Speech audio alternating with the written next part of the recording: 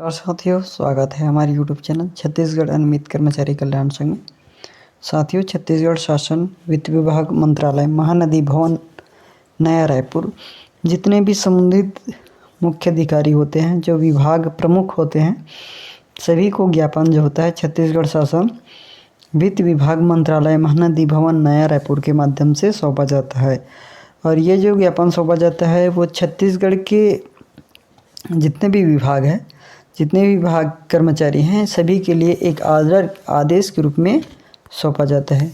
तो आइए इस वीडियो के माध्यम से हम जानेंगे कि छत्तीसगढ़ शासन वित्त विभाग मंत्रालय महानदी भवन नया रायपुर द्वारा जो शासन के समस्त विभाग को ज्ञापन सौंपा गया है, जिसके संबंध में आज हम इस वीडियो के माध्यम से पूरी चर्चा करेंगे। और ये जो हमारा वीडियो आज का है, ये है नियमितीकरण के संबंध में, क्योंकि अभी जो दौर चल रहा है वो नियमितीकरण का चल रहा है। और इस वीडियो में हम जानेंगे छत्तीसगढ़ के कौन कौन से कर्मचारी नियमित के लिए पात्रता रखते हैं।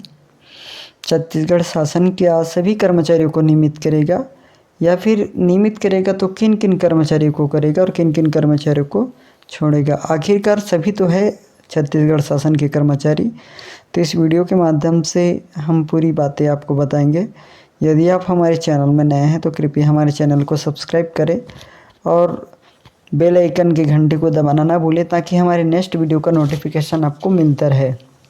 तो साथियों, आज हम बात करेंगे सामान्य प्रशासन विभाग के जो ज्ञापन क्रमांक के संबंध में, जो दिनांक 5 मार्च 2008 के अंतर्गत जितने भी नियमित हुए शासकीय सेवक को पेंशन की पात्रता के संबंध में। साथियों, छत्तीसगढ़ में एक तो 2008 में हुआ था और वो सभी कर्मचारी नियमित हुए थे जो कर्मचारी शासन के सामान्य जो जितने भी शासकीय विभाग है उसके अंतर्गत दैनिक वेतनभोगी जितने भी कार्यरत कर्मचारी थे, सभी को 2008 में एक बार नियमित किया गया था। और वही नियमितीकरण की प्रक्रिया इस बार भी जारी हो गई है। और इस बार जारी होने का मतलब यह है कि पिछले बार भी बहुत सारे कर्मचारियों को नियमित किया गया था। उसी प्रकार से छत्तीसगढ़ सरकार भी डाटा आकलन कर ली है। इस बार भी 1 लाख से अधिक कर्मचारियों को नियमित करने की बात चर्चा हो रही है। हो सकता है कि चुनाव से पहले छत्तीसगढ़ सरकार घोषणा कर दे। यदि चुनाव से पहले यदि घोषणा नहीं करेगा तो छत्तीसगढ़ में कांग्रेस की सरकार आना तो बहुत मुश्किल है, क्योंकि कर्मचारियों का जो होगा वही सरकार भविष्य में छत्तीसगढ़ का होगा। तो आइए जानिए इस वीडियो के माध्यम से पूरी बातें। तो सामान्य प्रशासन विभाग के विषयांकित ज्ञापन के अंतर्गत कार्यभारित आकस्मिकता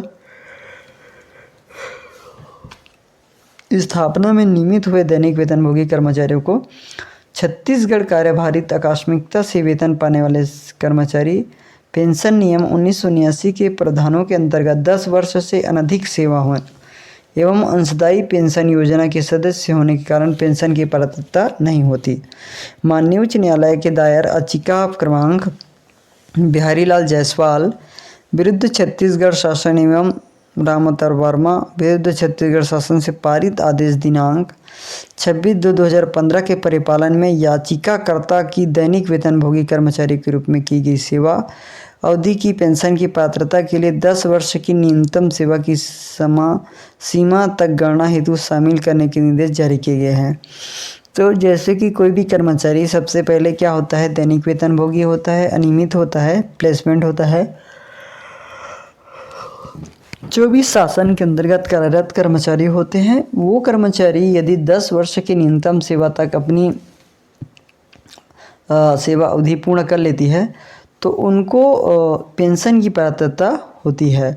अब बात आती है दूसरा कि राज्य शासन द्वारा निर्णय लिए गए हैं कि सामान्य प्रशासन विभाग के विषयांकित ज्ञापन दिनांक 5 मार्च 2008 के प्रावधानों के अंतर्गत नियमित स्थापना अथवा कार्यभारित आकस्मिकता में नियमित किए गए दैनिक वेतनभोगी कर्मचारियों की दैनिक वेतनभोगी के रूप में की गई सेवा अवधि को पेंशन की पात्रता के लिए आवश्यक न्यूनतम 10 वर्ष की सेवा गणना के लिए शामिल करने पर यदि पेंशन की पात्रता आती है तो इन कर्मचारियों को छत्तीसगढ़ सिविल सेवा पेंशन 1976 अथवा कार्यभारित आकस्मिकता से वेतन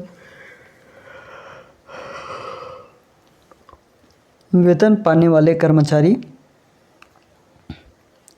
कर्मचारी पेंशन नियम 1979 जो भी नियम लागू हो के अंतर्गत उक्त न्यूनतम अवधि हेतु पेंशन की पात्रता निम्न शर्तों के अधीन दी जावे।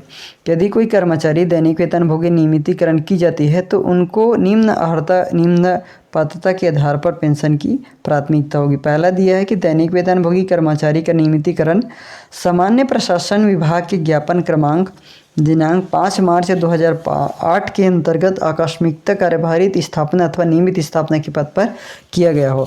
यदि छत्तीसगढ़ सरकार 2022-2023 में नियमितीकरण करती है सभी कर्मचारियों को, तो इसी प्रकार से दैनिक वेतनभोगी कर्मचारियों का नियमितीकरण की जो सामान्य प्रशासन विभाग का ज्ञापन क्रमांक रहेगा उसी के आधार पर पेंशन की प्राथमिकता होगी।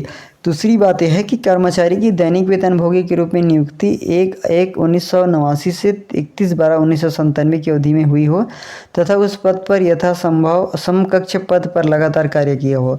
जैसे कि अभी हम वर्तमान में 2011 से कार्यरत हैं और 2022 तक, और देखा जाए तो हम लगातार 11 वर्ष कार्य कर चुके हैं। तो इस प्रकार से हम उसी पद पर कार्यरत हैं जो पूर्व में भी कार्यरत थे। तीसरी बात आती है कि व्यक्ति रिक्त स्वीकृत नियमित पद के विरुद्ध पदस्थ किया गया हो और विभागीय भर्ती नियमों पर शैक्षणिक अनियोग्यता रखता हो। जैसे कि हम बता दें कि हमने जिस पद पर हम कार्यरत हैं उस पद पर वहाँ पर एक पद आरक्षित है हमारे लिए और हम पूरी शैक्षणिक योग्यता अर्हता रखते हैं उस सीट के लिए। ये बातें हो गई। अब बातें आती है कि इन कर्मचारियों को उपादान की पात्रता श्रम नियमों के अंतर्गत होती है। पेंशन के नियमों के विधानों के तहत उपादान की पात्रता नहीं होगी।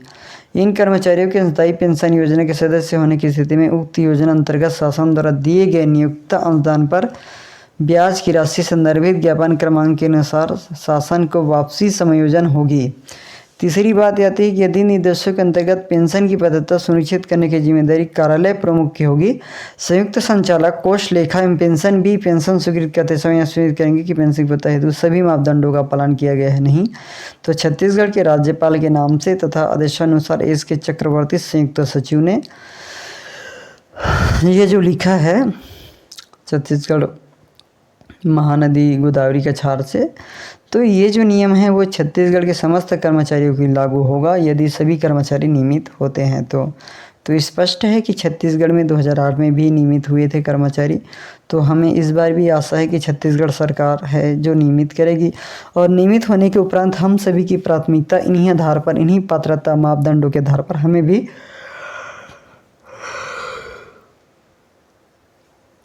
सभी पेंशन की सुविधाएं मिलेगी।